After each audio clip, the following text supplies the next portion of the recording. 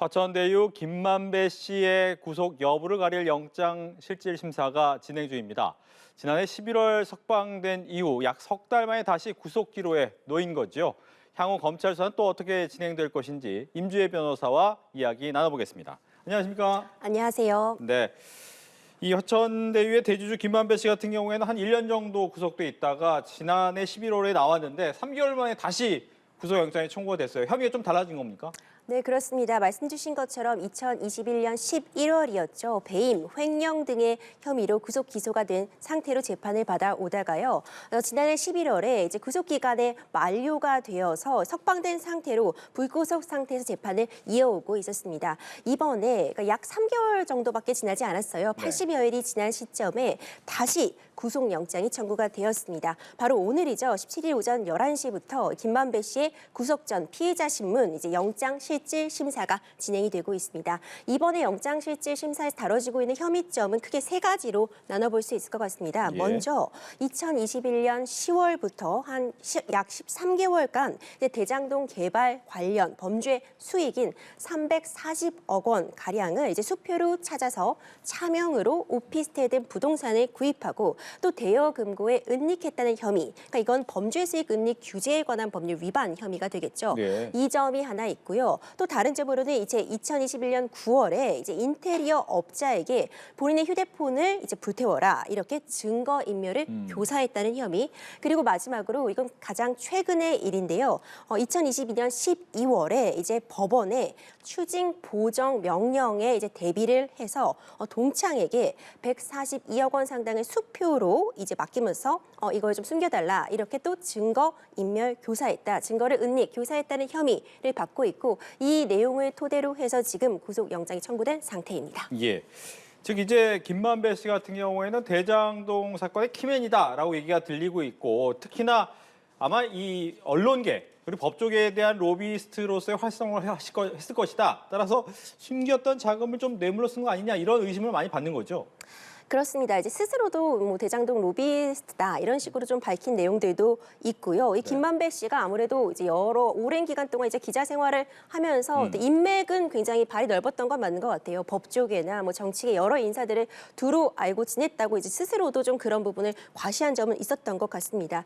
지금 뉴스에서 계속 50억 클럽 얘기가 나오고 있어요. 그렇죠. 이 50억 클럽 사실 이 이름에서부터 국민들이 느끼는 그런 피로도나 좀 절망감 같은 것도 느낄 수 있을 것 같아요. 이 50억 클럽이라는 것을 이제 간단하게만 말씀드리면 지금 대장동 일당이 뭐 각 50억씩을 주기로 약속했다는 그런 정재계, 법조계 좀 인사들의 리스트가 나오면서 우리가 이를 50억 클럽에 관한 의혹이다 이렇게 지금 부르고 있잖아요. 결국 지금 검찰에서는 이 50억 클럽에 대한 수사를 함께 진행함에 있어 역시 김만배 씨가 키맨으로서 역할을 하고 있기 때문에 이번 영장을 통해서 지금 나오고 있는 그 자금들, 범죄 수익, 이 400억 원 상당히 일정 부분은 역시 이 50억 클럽에 흘러간 것이 아니냐, 결국 로비 자금으로 쓴 것이 아니냐는 점에 지금 초점을 맞춰서 수사를 하고 있는 그런 상황입니다. 앞서 이제 곽상도 전 의원의 아들이 50억을 받았잖아요. 역시 50억 클럽의 일원이 아니냐라고 얘기가 나오고 있는데 이때 이제 뇌물 혐의에 대해서 무죄가 나왔단 말이죠. 그러다 보니까 이번에 영장 청구 좀 빨리 진행된 거 아니냐 이런 얘기도 있던데 맞는 얘기일까요? 좀 그런 측면이 또 분명히 있을 것 같습니다. 지금 곽상도 전 의원의 아들이 결국 대장동 관련한 이제 회사에서 근무를 하면서 퇴직금으로 이제 50억 원 상당을 받게 되었어요. 네. 그러니까 이 퇴직금과 뭐 산재에 대한 위로금조가 뭐 포함되어 있었고 세금을 제하면 25억 상당이라고 지금 알려져 있는 상황인데 이 액수에 대해서 이것이 뇌물이다라는 점에 대해서 재판이 진행되었는데 얼마 전 바로 판결이 나왔죠. 근데 이게 확정 판결이 아니라 지금 1심 판결이 나온 건데요. 네. 1심에서 지금 이 뇌물 공여, 뇌물 수수 부분에 대해서는 무죄가 나왔습니다. 그렇죠. 그러니까 이제 무죄가 나오는 사정에 대해서는 이제 아들이 퇴직금으로서 수수한 금액이 이제 아버지에게 준 것이라는 직접적인 연결고리는 없다. 이미 결혼을 해서 경제적으로 별도의 독립된 가구를 이루고 있기 때문에 이 점에 대한 입증이 미비했다는 게 어떻게 무죄 판단의 어떤 핵심적인 근거가 되었거든요. 그렇기 때문에 지금 사실 국민들의 법감정으로는 퇴직금으로 50억 원을 받았다고 하는데 이 부분이 뇌물이 아니다. 무죄가 나왔다라는 점에 있어서 의아하게 생각하시는 게 어찌 보면 당연할 수 있겠죠. 그러다 보니 지금 검찰은 부실 수사 논란 아무래도 좀 받고 있는 상황이고요. 또 지금 그러다 보니까 정치권에서는 지금 특검 도입 얘기 나오고 있습니다. 예. 특검이 도입되게 된다면 아무래도 지금까지 검찰의 수사가 또 다시 또 도마에 오르게 되기 때문에 검찰로서는 상당히 좀 부담스러운 상황이고요. 또 아무래도 곽상도 전 의원의 이 뇌물수수 재판에 대해서 무죄를 예측했을까는 잘 모르겠어요. 이 유죄를 예측하지 않았을까 이런 생각을 하시는 분들도 많을 것 같은데 그러다 보니 당연히 뇌물을 공여했다고 함께 지금 재판을 받았던 김만배 씨도 이번 재판, 1심 재판을 통해서 구속되지 않을까라는 생각도 했을 것 같거든요. 그런데 결국 무죄 판단이 나오면서 검찰 측에서도 지금까지 준비했던 자료들을 총동원해서 일단 영장을 칠 수밖에 없는 상황이 아니었나 또 이런 예측도 나오고 있습니다. 네. 즉 이제 검찰 입장에서 보면 김만배 씨가 돈을 갖고 있을 것이다. 이 돈이 어떻게 흘러갔는지를 봐야 좀 이게 전반적으로 이렇게 갔구나라고 알 수가 있을 것 같은데 이 자금의 흐름이라든가 연결고리 찾는 것은 쉽습니까? 쉽지 않을 것 같습니다. 네. 사실 자금이 굉장히 큰 금액이긴 하죠. 또 언뜻 생각해 보면 이렇게 큰 금액, 420억, 50억씩이 오고 갔는데 그걸 찾을 수 없는 게 이상하지 않냐, 이렇게 그렇죠. 생각하실 수도 있을 것 같아요. 네. 근데 수표로 진행됐다는 점, 현금도 있을 것이고요. 차명 거래가 대부분이기 때문에 이 조사가 쉽지는 않은 상황입니다. 하지만 반드시 이제 조사는 이루어져야만 하는 상황이고요. 또 지금 굉장히 중요한 부분이요. 우리가 지금 계속 이 김만배 씨를 키맨으로 부르고 있는 이유가 이 김만배 씨의 진술이 이 전반적인 재판이나 수사에서 굉장히 중요한 역할을 차지하고 있기 때문입니다. 좀 더 부연해서 설명을 드리자면요. 지금 여러 가지 녹취록, 우리가 네. 항상 녹취록이 지금 여기서 이 사건에서 굉장히 중요한 역할을 자주 나오죠, 하고 또. 있잖아요. 그런 녹취록도 그렇고요.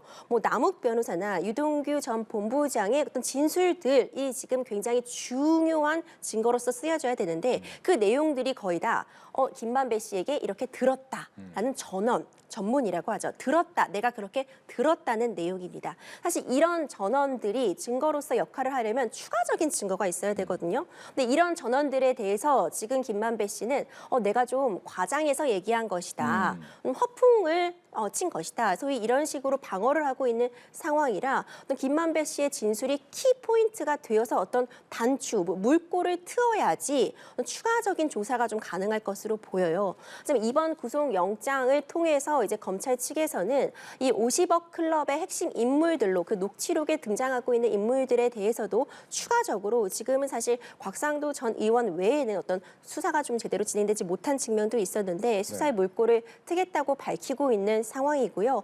이제 이번 사건을 기점으로 해가지고 이 추가적으로도 소환 조사가 필요하다면 다른 이제 언급되고 있는 그 50억 클럽의 멤버들에 대해서도 소환 조사를 하겠다고 밝힌 만큼 자금 출처에 대한 어떤 조사도 좀 물꼬를 트지 않을까 이렇게 생각이 됩니다. 네.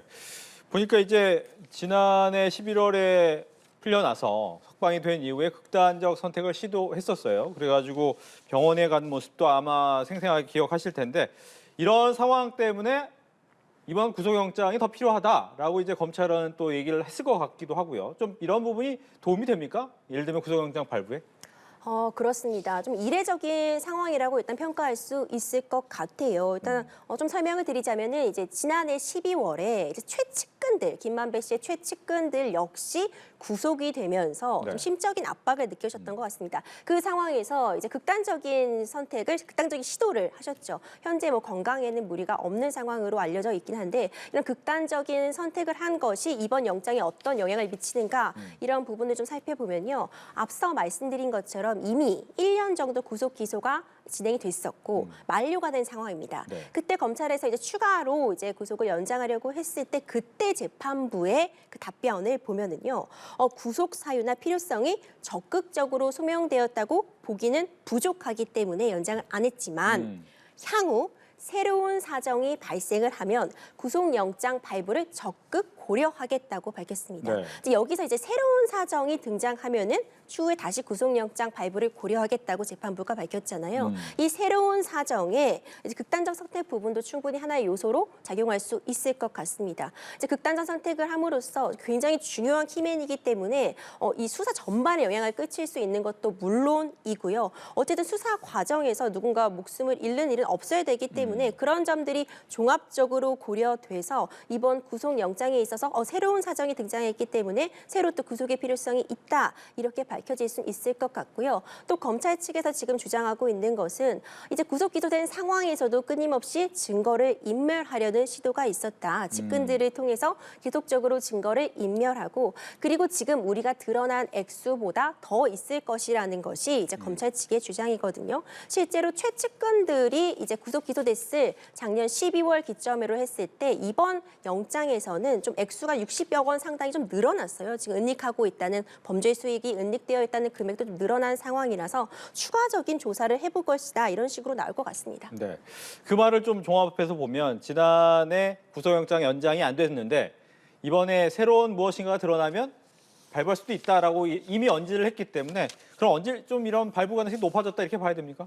네, 좀 어려운 질문 해주셨는데요. 결국 구속영장 나오냐 안 나오냐 50대 50인 상황인 거죠. 나올 수도 있고 안 나올 수도 있고 사실 50대 50인 상황이지만 앞서 말씀드린 것처럼 이제 검찰은 이를 갈고 준비한 건 맞을 것 같습니다.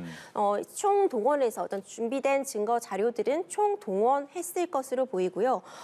이번에 영장에는 앞서 말씀드린 것처럼 범죄 수익 은닉 혐의와 증거 인멸, 교사 이런 부분 그러니까 비교적 좀 확실하게 자신이 있는 부분만 포함했고 이제 또 추후에도 말씀드릴 것 같은데 이제 그 김만배 씨가 자신의 지분의 일부를 이제 이재명 대표의 최측근에게 넘겼다는 그 의혹, 그 428억 의혹에 대한 부분은 이 영장에 들어가 있지 않거든요. 네. 적어도 좀 검찰이 자신 있는 부분을 위주로 해서 이번 구속영장 발부했을 거라고 충분히 예측이 가능한 상황이고 앞서 말씀드린 것처럼 이전과는 달리 어떤 극단적인 선택 시도했던 부분 등에 대해서 추가적으로 새로운 사정이 발견했다고 보는 점이 인정이 된다면 다시 또 재구속도 가능한 상황이라고 평가가 될 것 같습니다. 예. 말씀하신 것처럼 뭐 대장동 전반에 대한 로비 이런 부분도 있었겠지만 또 하나는 이제 이 천화동인 1호라는 것이 굉장히 큰 부분인데 이 가장 큰 지분이 그분 거다. 근데 그분이 누구냐에 대한 고민도 굉장히 많아서 그걸 아는 사람은 김만배 씨 아니냐라는 얘기를 계속 하는 거잖아요. 이 그렇죠. 부분도 계속 아무래도 수사를 하겠죠. 그렇죠. 이번 구속영장을 통해서 결국 구속 기소를 통해서 수사에 박차를 가하겠다는 의지를 드러내고 있다고 보입니다. 네.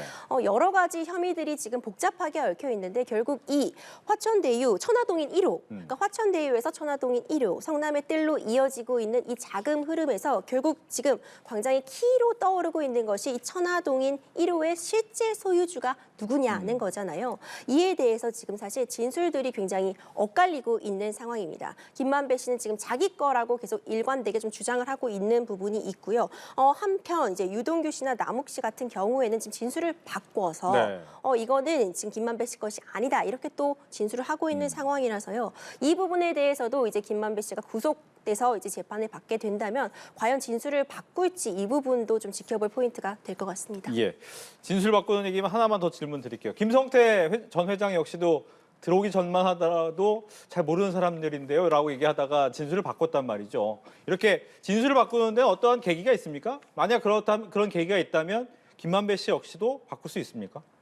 사실 진술을 바꾼다는 거는 좀 이해가 잘 안 가죠. 어떤 진실은 있을 것이고 네. 진실을 내가 알고 있다면 원래도 그대로 진술하는 게 맞겠죠. 근데 뭐 여러 가지 외압적인 상황이라던가 아니면 뭐 정말 단순히 사실관계를 오인했다거나 뭐 오해가 있었다거나 뭐 그런 상황이라면 진술을 번복할 수 있겠지만 여러 가지 외적인 부담 요소들이 작용해서 단순히 말을 하지 못했던 것을 이제 좀 더 상황이 좀 변하고 어차피 내가 처벌을 받게 되는 상황이라면 처벌을 감수하고서라도 뭐 진실을 말하겠다. 뭐 그런 식의 심경의 변화가 있다면 뭐 진술을 바꾸는 것도 가능하지 않을까요? 알겠습니다. 이렇게 해서 화천대유 대주주 김만배 씨의 영장 실질 심사가 지금은 진행 중이고요. 아마 오늘 밤 안에는 얘기가 나오지 않을까 생각이 드는데 이와 관련된 이야기를 임주혜 변호사와 이야기를 나눠봤습니다. 오늘 이야기 잘 들었습니다. 감사합니다.